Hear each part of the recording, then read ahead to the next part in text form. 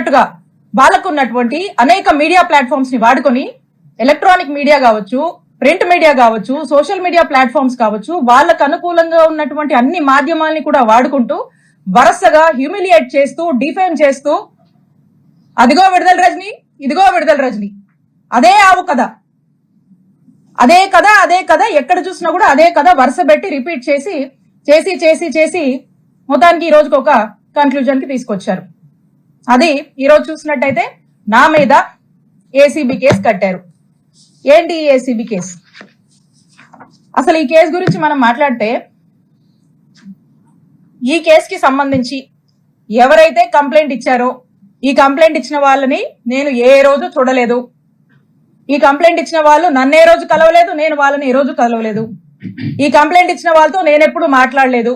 ఈ కంప్లైంట్ ఇచ్చిన వాళ్ళకి నాకు అసలుకి నో గివ్ అండ్ టేక్, ఏ మాత్రం కూడా వీళ్ళతో నాకు సంబంధం లేదు.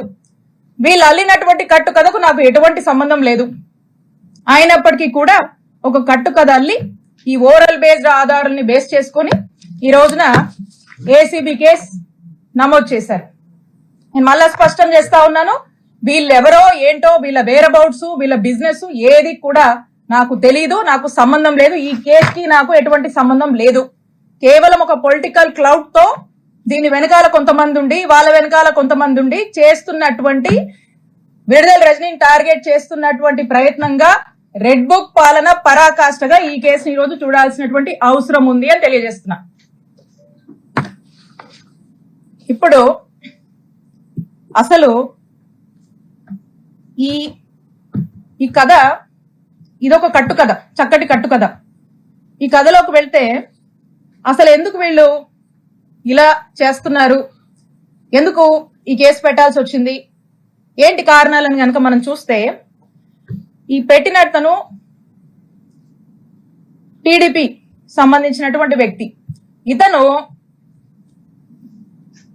ఇతను ఈ కథకి వీళ్ళని ముందుండి నడపడానికి గల కారణం ఒక డైరెక్టర్ ఉన్నాడు. ఈ డైరెక్టరు, ఈ స్క్రీన్ ప్లే, వీళ్ళంతా కూడా ఈ యాక్టర్స్, ఆర్టిస్టులు వీళ్ళంతా. ఎందుకంటే మొదటి నుంచి కూడా ఒక మార్కెటింగ్ టీమ్ ని పెట్టి, మీరు వస్తారా, విడుదల రజనీ మీద కేసు పెడతారా, కంటెంట్ మేము ఇస్తాము, మీరు జస్ట్ అక్కడికి వెళ్ళి ఆ కంప్లైంట్ ఇచ్చిరండి, మీరు వస్తారా, అధికారం మా దగ్గర ఉంది, ఏం పని కావాలో చేసి పెడతాము, విడుదల రజనీ మీద మేము ఒక నరేషన్ ఇస్తాము, ఆ నరేటివ్ తీసుకొని పలానా ఆఫీస్ వెళ్ళి కంప్లైంట్ చెప్పండి, బయటికి రాగానే మీడియాతో మాట్లాడండి, సోషల్ మీడియాలో పెట్టండి అనేది ఒక ఎజెండా పెట్టుకున్నారు. ఒక మోడస్ ఆపరెండా రన్ చేస్తున్నారు. దాంట్లో భాగంగానే ఒక బిజినెస్ మ్యాన్, ఒక వ్యక్తి వెళ్ళి, ఇక్కడ ఒక డైరెక్టర్ ఉన్నాడు, ఆ డైరెక్టర్ ఎవరో కాదు, Narasaraopet MP Shri Lavu Srikrishnadevaraya garu. He's the director. ఈ డైరెక్టర్ దగ్గరికి ఈ బిజినెస్ మ్యాన్ వెళ్తాడు. ఈ బిజినెస్ మ్యాన్ ఫ్రెండ్ అంటారు, ఈ బిజినెస్ మ్యాన్ బంధువు అంట, అదే పార్టీకి సంబంధించి, అదే వాళ్ళ వర్గానికి సంబంధించినటువంటి వ్యక్తి ఈ బిజినెస్ మ్యాన్. ఈ బిజినెస్ మ్యాన్ వెళ్ళి అతనికి ఏవో బిల్లులు కావాలి, అతనికి ఉన్నటువంటి పెనాల్టీస్ వేవ్ ఆఫ్ చేయాలి, అతను యథేచ్ఛగా వ్యాపారం చేసుకోవడానికి అతని సపోర్ట్ కావాలని అతన్ని అడిగితే, ఇతనికి డైరెక్టర్ గారు అన్నాను కదా, కృష్ణదేవరాయ గారు, ఇతనికి ఇల్లీగల్ గా ఎట్లా అంటే అట్లా వ్యాపారం చేసుకోవడానికి, ఇల్లీగల్ వ్యాపారం ఇష్టం వచ్చినట్టుగా చేసుకోవడానికి, ఎదురే లేకుండా వ్యాపారం చేసుకోవడానికి సహకరిస్తానని హామీ ఇస్తూ కృష్ణదేవరాయ గారు ఈ బిజినెస్ మ్యాన్ ని ఒక కోరిక కోరుతారు. ఏంటంటే, నా టార్గెట్ విడుదల రజనీ, ఈ విడుదల రజనీ మీద తన్ని డిఫేమ్ చేయాలి, తన మీద ఏదో ఒక కంప్లైంట్ పెట్టండి, తన్ని డిఫేమ్ చేద్దాము, కంప్లైంట్ పెట్టించడము, ఆ పైన ఫాలోఅప్లు వ్యవహారాలు మొత్తం నాది బాధ్యత, మీరు అలా కంప్లైంట్ పెట్టి నేను చెప్పిన ఆఫీస్కి వెళ్ళి ఇచ్చేసి మీరు ఇంట్లో కూర్చోండి మెలకుండా, నేను నడుపుతా అని చెప్పి మీ బిజినెస్ లు నడిపిస్తా అని అతనికి అభయం ఇచ్చి వెనకుండి ఈ విధమైనటువంటి దారుణమైనటువంటి ఇల్లీగల్ కేసుని నా మీద, మా స్టాఫ్ మీద, మా మరిది మీద పెట్టించినటువంటి ప్రయత్నం చేశారు. అసలు ఎందుకు చేయాల్సి వచ్చింది, కృష్ణదేవరాయ గారికి కూడా ఎందుకు ఇలా చేయాల్సి వస్తుందంటే, కృష్ణదేవరాయ గారికి విడుదల రజనీ అంటే కోపం కొంచెం ఎక్కువేనండి, ఎక్కువ కోపమే. ఎందుకో నాకు కూడా కారణాలు తెలీదు, కానీ రకరకాల కారణాలు ఆయనే అనుకుంటాడు, రకరకాల కారణాలు ఆయనకే ఉన్నాయి. సరే, ఎందుకంటే దానికి కూడా కథ ఉంది, అది కూడా చెప్తా. అయితే ఆ కథ ఏంటంటే,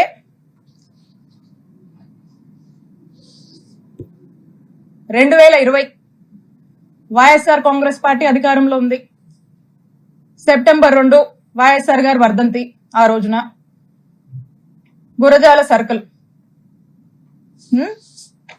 ఆ రోజున కరెక్ట్ సంవత్సరంన్నర అయింది మేము అధికారంలోకి వచ్చినప్పుడు కృష్ణదేవరాయ గారు ఏం చేశారంటే, అతనికి ఎందుకో గాని నా మీద ఎందుకు కోపమో ఏంటో ఆ భగవంతుడికే తెలియాలి, ఆయనకే తెలియాలి కారణాలు. అతని కోసం, అతని గ్రూప్ కోసం, అతను ఇక రకరకాలు ఉంటాయిలేండి. సరే, ఆయన ఏం చేశారంటే,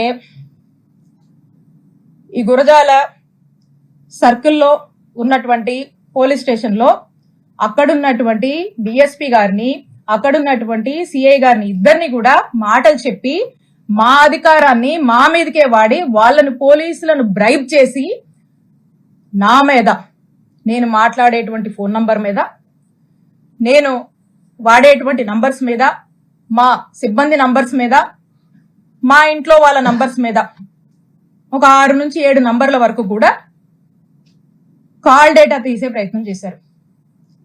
కాల్ డేటా తీయాలంటే ఎఫ్ఐఆర్ కట్టాలి. వీటి మీద ఎఫ్ఐఆర్ కట్టి, ఈ సర్కిల్లో ఎఫ్ఐఆర్ కట్టి ఈ కాల్ డేటా తీశారు. ఇది ఈ రోజున నేను ఎందుకు చెప్తున్నానంటే, మేమిద్దరం ఒకే పార్టీలో ఉన్నాం. ఇది మేము అధికారంలో ఉన్నప్పుడే జరిగింది. అప్పుడు నేను ఎమ్మెల్యేని. అప్పుడు జరిగినటువంటి విషయము నేను ఏ రోజు కూడా ఈ విషయాన్ని చెప్పే పరిస్థితి నాకు రాకూడదని నా మనసులో ఎప్పుడు అనుకుంటూ ఉండేదాన్ని. కానీ ఈ రోజున నేను ఏ తప్పు చేయకపోయినా, ఈ రోజున నన్ను బాధ పెట్టి, నా కళ్ళల్లో ఏదో కన్నీళ్లు చూద్దామని, నన్ను ఇబ్బంది పెట్టి హింసిద్దామని చెప్పి ఈ రోజున వరుస పెట్టి నన్ను టార్గెట్ చేస్తూ నన్ను ఇబ్బంది పెడుతున్నప్పుడు చెప్పక తప్పట్లేదు. కాబట్టి ఈ రోజు నేను చెప్తా ఉన్నా, ఆ రోజున మేము ఒకే పార్టీలో ఉన్నాము. వైఎస్ఆర్ కాంగ్రెస్ పార్టీ ఇంటిగ్రిటీ కోసం నేను ఆ రోజు నోరు విప్పలేదు. ఈ రోజున కూడా నేను చెప్పాలనుకోలేదు, కానీ చెప్పే పరిస్థితులు ఏర్పడ్డాయి కాబట్టి నేను చెప్తా ఉన్నాను. ఒకసారి ఆలోచన చేయండి. ఒకే పార్టీకి సంబంధించినటువంటి ఎంపీ, అక్కడున్నటువంటి ఒక బీసీ మహిళ, ఒక ఎమ్మెల్యే మీద కాల్ డేటా తీస్తారండి? కాల్ డేటా అనేది ఒక వ్యక్తి ప్రైవసీకి సంబంధించినటువంటి విషయం.